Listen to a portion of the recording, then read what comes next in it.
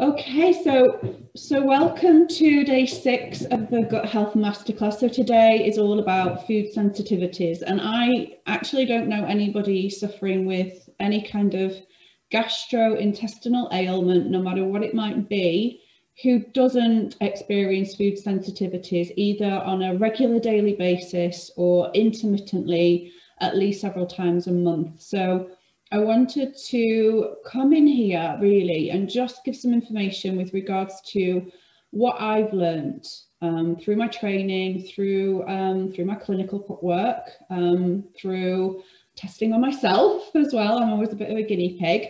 In terms of what I have learned, that might just shed some light on what's going on for you specifically. So with your symptoms tracker, if you can use that just to try and identify, when we come to the section where we're really trying to look at what might be causing your food sensitivities, those checkers, symptom checkers and trackers can be really helpful just to see, you know, what you're experiencing, and it just helps really to bring to light if there is something underlying that's impeding your digestive system, because it's not always that it's an immune reaction. And I know for a lot of people, they get really confused. They'll come and see me and they'll say, well, I have had this test done and the results came back and it says I'm, you know, intolerant to XYZ, but that I'm okay with this particular food. And yet when I eat this, I know I react to it. So why is that? So part of this masterclass is really going to look at why that might be. So hopefully it will, like I say, shed some light. If you've got questions, please pop them in the chat box. It'd be great, in fact, if you want to pop in the chat box now, or just give me a thumbs up within the reaction icons if you are experiencing food sensitivities. Right, so let's get going. So credentials, I think everybody kind of knows me by now, so we'll just skip past these. With regards to myself, with my food sensitivities, I was plagued with them for probably as long as I had gut issues, if I'm going to be completely honest. And they just got worse, and they do if they're left unchecked, and we get more gut issues, more dysbiosis, more irregularity, more digestive distress. Then that basically will lead on to more damage, and that will just set the scene for then more food reactions. So I got to a point where my diet had become so restrictive. I was absolutely scared to death to eat anything. I think at one point I was living off oatcakes because they seemed to suit me, and if I introduced anything else, I seemed to have a reaction. So I think at one point I had a test done and it came back that I was intolerant to lettuce, and that's when I just thought, you have got to be kidding me. Like, how on earth can anybody be intolerant to lettuce? But it made sense that after I had ate my salad at lunchtime, I would feel absolutely horrendous. I'd wanted to sleep, and that quite often can be food reactions. We feel exhausted, feel really, really tired. Darkness under the eyes as well was another symptom, and I see that a lot in my clients who are suffering with food sensitivities, numerous food sensitivities. There's a massive immune reaction that just absolutely wipes the body out. So food intolerances are more common in those with digestive system disorders such as irritable bowel syndrome, and this is according to the IBS network. So most people with IBS have food intolerances, and this is exactly what I see on a regular basis in my clinic. So the key ones, which I've put down there at the bottom: milk, wheat, nuts, and eggs. Eggs come up a lot. In fact, I was working with a client just yesterday, and she has been having gut issues for many, many, many years. And when I looked at her diary, she was at least having eggs for breakfast 3, possibly 4 times a week. So when I asked her how long she'd had eggs for breakfast, pretty much, you know, for years and years and years and years. So maybe as long as she'd been experiencing issues. So one of the things that I recommended that she do straight away is remove eggs, just to see whether these daily ongoing issues that she's experiencing subside or reduce, at least with the removal of something, some food type that could be causing her to have these reactions. So allergies versus intolerance versus sensitivity. So there's so many different things to look at and to be aware of when we're looking at food reactions. So an allergy, for example, an IgE response is an immune reaction. It's a serious immune reaction. Most of the time people are born with these allergies, and quite often they're allergies to nuts, and they can lead on to anaphylactic shock, which is life-threatening. An intolerance is actually the body's inability to digest a particular food. Now, this could be because of lack of stomach acid or lack of enzymes or a reaction to a chemical or chemicals. And then we have the IgG response. So an IgG response, similar to an IgE response, whereby it's triggering an immune response. However, it's not as life-threatening, or it isn't life-threatening. It can be quite severe in terms of the reactions, but it isn't life-threatening. So that's the difference. So when we think of immune reactions, what we want to think about is the food that we have ingested has gone through our digestive system.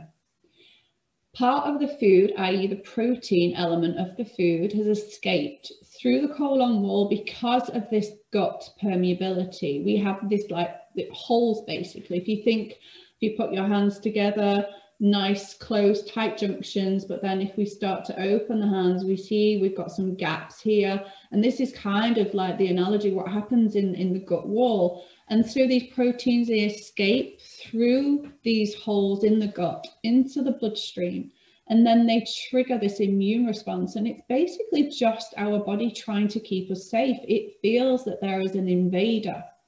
So it sets about these antibodies in order to attack. And this is why we get these reactions.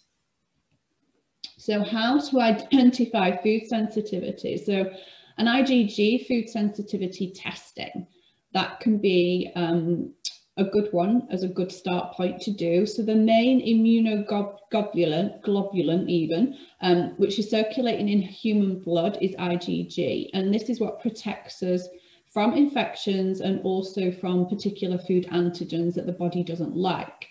So we have 4 subclasses: IgG 1, 2, 3, and 4. So 1 responds to new food triggers, and IgG 2 and 3 react to cell surface oligosaccharides of viruses, protozoa, which are parasites, foods which can be allergenic. And then IgG 4 is commonly related to delayed food sensitivity symptoms. And IgG can also activate the complement system to recruit an inflammatory response, and that is exactly what we don't want. And this is one of the reasons why when we do a food sensitivity test that includes complement within the testing, we can see for clients which particular foods are actually driving their inflammation. So if I'm working with somebody, for example, who has quite a severe irritable bowel disease, maybe they've done the stool test, and it showed the calprotectin that we discussed yesterday and eosinophil protein X markers for inflammation are raised, then we want to be looking at, well, what is causing that inflammation? What is it within their diet? So when we do an IgG test, we don't want to just do a standard IgG, because we can get false positives with just a standard IgG. If we do an IgG test, which also incorporates complement, then we are more aware, gives a bigger picture of what's actually going on within the person's immune system and which particular foods are driving that inflammation. So complement IgG, combining that, gives a more thorough analysis of the immune system's reaction to dietary antigens, and therefore, like I said before, reduces this risk of false positives. So complement activation is well defined in the research as not only a cause of inflammation, but one of the strongest causes. When activated, the complement pathway sets off a domino effect of inflammatory cytokines mast cell degranulation, and cell membrane destruction. So complement is a quantifiable, reliable biomarker of tissue inflammation. And this is one of the reasons why I recommend investing in this type of food sensitivity test if anybody is experiencing irritable bowel diseases. So ways to identify food sensitivities. So we can do it through a food diary. So you've all had your 7-day food diary and hopefully you've been filling that in, and also recording on there your mood, your food and your energy, as well as your bowel habits and any other additional information with regards maybe to the symptoms that you're experiencing. And we do this because we want to see, is there a pattern? So we can basically record how we're feeling on one day, and we can go back and look and go, oh, why was I feeling great that day? Why did that day, did I have symptoms? Was I bloated? Did I feel I had no energy? And we can start to see a pattern. And it might be that you need to do a food diary ongoing for maybe 4 weeks to be able to see those patterns coming up. And you can just highlight those particular foods, remove them from the diet, and see whether that then brings about a reduction in your symptoms. Now, a key thing that I always recommend to clients is to vary their diet. When we rotate our diet and we don't have the same foods in there day in, day out, then we are less likely to have any reactions to those particular foods. We can also test, as we've just discussed. We can do an IgG test or an IgE, or one that combines complement as well, which is much more thorough. We can also try an elimination diet. So elimination diet where we pretty much remove all food triggers and we introduce them one at a time to see whether or not we react. This can take a considerable length of time and takes a lot of dedication. And obviously for said period of time, you are very, very restricted in what you can eat. So it's a tricky one to do. And I don't often recommend it to clients because I feel if it's something that I would struggle to do myself with all the willpower in the world, then I don't really want to be putting my clients under any kind of stress. So symptoms checker then, this is what we want to use the symptoms checker for, to see whether or not we are lacking digestive enzymes and therefore unable to break certain foods down, whether we are lacking hydrochloric acid, our stomach acid, potentially whether we have poor bile flow. And also we can also be looking at things like leaky gut as a cause of food intolerance, whether we have any histamine reactions. So there's certain foods which are high in histamines. If we're reacting to those types of foods, it would more than likely indicate that we have an issue breaking down histamines. Also be thinking about caffeine and alcohol, as they are stimulants which can lead on to a leaky gut, which can then set the scene for food reactions. MSG and artificial sweeteners are others that will create a really not a very great environment for the whole system. So they're artificial, the body doesn't recognize them, and therefore it can have this reaction, like a bad reaction to them. We don't want to be putting anything that's artificial into the body because it just doesn't know what to do with it. It can't break it down, and therefore we are way more likely to react. Stress is a huge one. So a lot of my clients that I work with that present with a lot of gut problems will also have had or still have massive periods of stress in their lives. It could even be that they are just so used to being in a stressed out state that they don't recognize it in themselves anymore. And I know this was the case for me. I was just going through my days, day in, day out, in fight and flight, in my sympathetic nervous system, engaging my adrenals every minute of the day. I just never switched off. And that just had the result of this domino effect where everything just breaks down. So we want to think when we're in fight and flight, we are not in rest and digest. And therefore our energy is diverted away from the gut, from where it's needed, to our extremities, to our heart rate, to our pupils to dilate them, to our muscles so that we can run away from danger. because historically that was all we needed to do, run away from the saber-toothed tiger. And then as soon as we were out of danger, we would switch from sympathetic nervous system back into parasympathetic nervous system, our rest and digest. Now, 21st century, so much stress. You know, we're under stress at the moment with lockdown, you know, and we have to keep our minds strong, keep ourselves focused, you know, things like meditation and yoga for me, and daily gratitude, and being focused on my business, on my health, my happiness. It's so crucial to offset stress, because I am one of those types genetically that are more predisposed to stress than the average person. You may be the same. So we have to work hard in able to make sure we can keep our digestive systems healthy through engaging with our parasympathetic nervous system, for getting out of our sympathetic nervous system. I'm doing this through breath work, walks in nature, reading, all those sorts of things, you know, being kind to ourselves, you know, just taking a step back now and again, and you know, listening to the body rather than keep driving ourselves forward and putting ourselves under so much stress. Hypothyroidism is another one closely related and linked with the adrenals. We tend to find that when there's been ongoing stress for, you know, number of years, or if it's been high stress even for a matter of weeks or months, this domino effect will then affect the thyroid, because the thyroid and the adrenals are so closely linked together. So if we think about thyroid or low thyroid, thyroid control our metabolism. So if we have low thyroid, then everything slows down.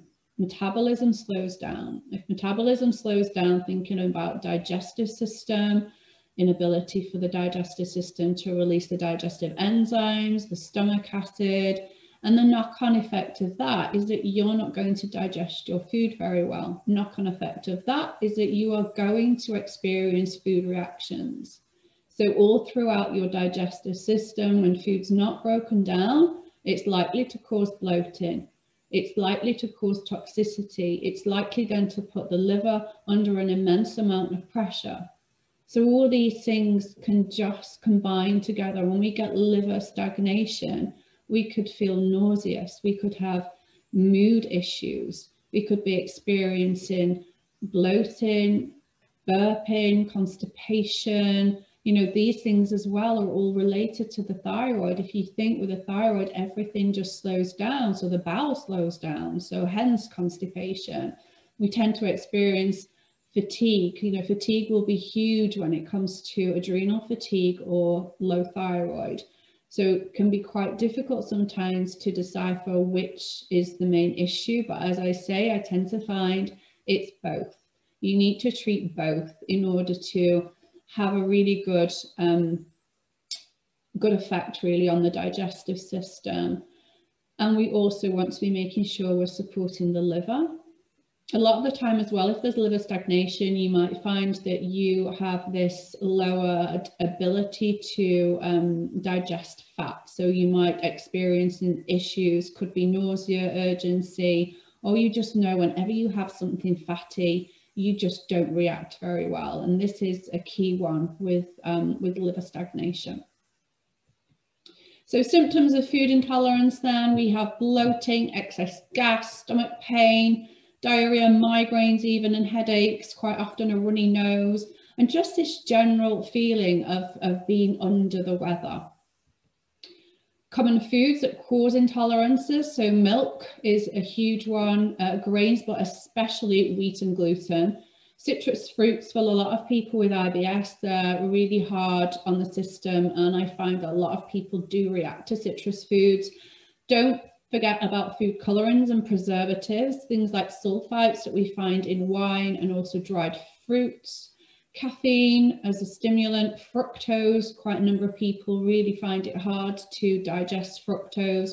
Also beans and processed meats, but hopefully nobody on here is eating processed meats because they are so really bad for the system.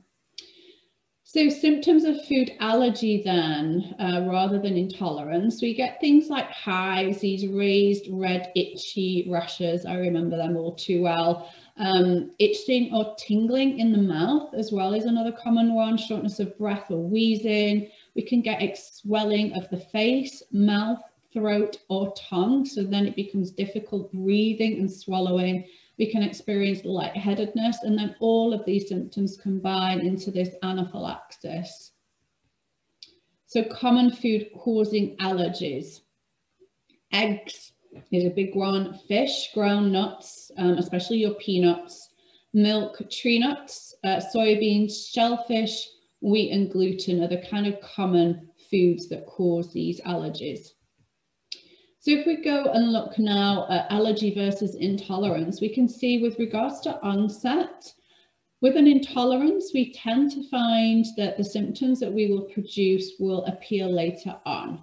And then with allergies, it's generally immediate, but for some people, there can be more of a delayed reaction, anywhere up to 2 hours, but for some, it can even be as long as 4 to 6 hours. In terms of amount, I tend to find that a lot of my clients, even if they show that they have an IgG, say to milk, can get away with having a drop in their cup of tea in the morning. But for example, if they decided to have a bowl of cereal with a large amount of milk on it, they would have huge reactions to that afterwards. Whereas if it's an allergic reaction or an allergy to milk or any other type of food, any tiny amount of that food will kickstart this immune reaction. Exposure-wise, the reaction, if it's an intolerance, will only occur if the person eats a specific food, whereas when it is an allergy, it could even be if it was prepared in an environment that contains the allergen. That is how sensitive you are if you are allergic to a particular type of food. And then effect-wise, so the reactions with an intolerance can be severe and extremely unpleasant, as they were for me, but they're rarely life-threatening. Whereas when we look at an allergy, they are severe and they are potentially life-threatening. So people have to be very, very aware of what they're eating. So I think we might have a question here. So Julie's saying, I can't drink milk or cream, but okay with natural yogurt. Yeah, Julie, and a lot of the time that is to do with the lowered amount of lactose found in yogurt because of the fermentation process. Okay, so let's move on. So how to decrease food reactions. So go back to laying the foundation, go back to all the key tips from day one. So breathe before you eat, chew your food thoroughly, eating mindfully, add in your citrus. If you do the symptoms checker and you find that you potentially low in digestive enzymes or stomach acid, then take digestive enzymes with hydrochloric acid to help you digest your food. Take your drinks away from meals, but also things like taking regular walks, especially walks in nature, regular exercise, get a good night's sleep, meditate, yoga, do your breath work, listen to music, read a book, enjoy life. If we're stressed out, Epsom salt baths are amazing before bed. They really do help with the magnesium content to relax the whole body and get you set up for a really great night's sleep. So guys, if anyone on here or anybody listening later on is struggling to identify what their food sensitivities are, I would love to work with you if we match to help resolve your issues. So don't forget, you can book in for your initial free consultation. Just head over to www.transformyourgut.co.uk/book-a-consultation. Right, day 6 giveaway. We are giving away the ProBio Max, which is awesome. This is the one that works on 8 out of 9 symptoms of IBS. I use it in my clinic all the time. 50 billion amazing probiotics in there with 3 awesome strains. And I will be letting you know tomorrow who has won that one. And with regards to who won yesterday, we were day 5, that was Gail. So Gail's not with us today, but like I say, I will pop all this out in an email on the final day as well. So thank you all for joining me. And does anybody at all have any questions?